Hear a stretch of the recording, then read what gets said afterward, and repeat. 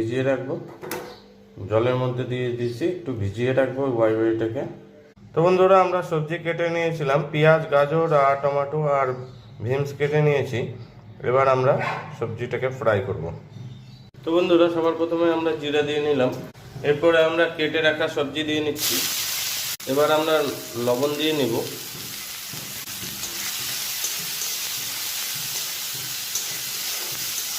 দেখুন, Y rice বানানোর জন্য এই সবজিটাকে আমরা ভালো করে ফ্রাই করে নেব। আমরা ওয়াই রাইস বানাচ্ছি, এটা নিউ একটা রেসিপি, আপনারা দেখুন, খেতে খুব ভালো লাগে।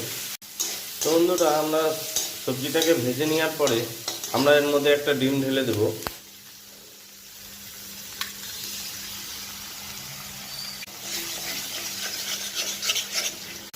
তো বন্ধুরা, আমরা ডিমটা ভেজে নিলাম।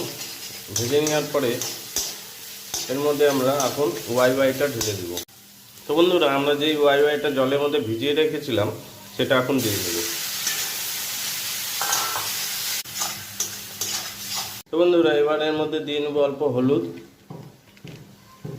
আমরা একটু হলুদ দিয়ে নিলাম। এবার এর মধ্যে দিব হচ্ছে ওয়াই মশলা। দেখুন, আমরা ওয়াই মশলা দিয়ে নিলাম। তো বন্ধুরা, লবণটা আমরা আগেই অ্যাড করে নিয়েছিলাম, সেই জন্য লবণটা দেওয়ার দরকার নেই। তো বন্ধুরা, এবার আমরা দিয়ে নেব রাইস। আমাদের ওয়াই রাইস বানানোর জন্য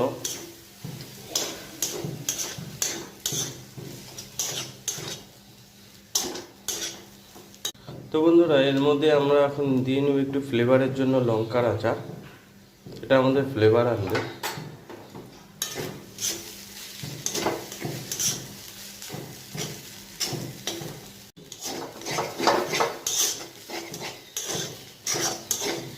তো বন্ধুরা, দেখুন, আমাদের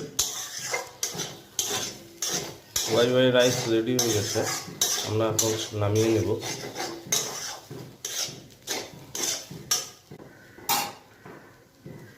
বন্ধুরা, আমাদের ওয়াই রাইস রেডি হয়ে গেছে। দেখুন, কেমন লাগলো বলবেন। লাইক, শেয়ার, কমেন্ট করতে ভুলবেন না।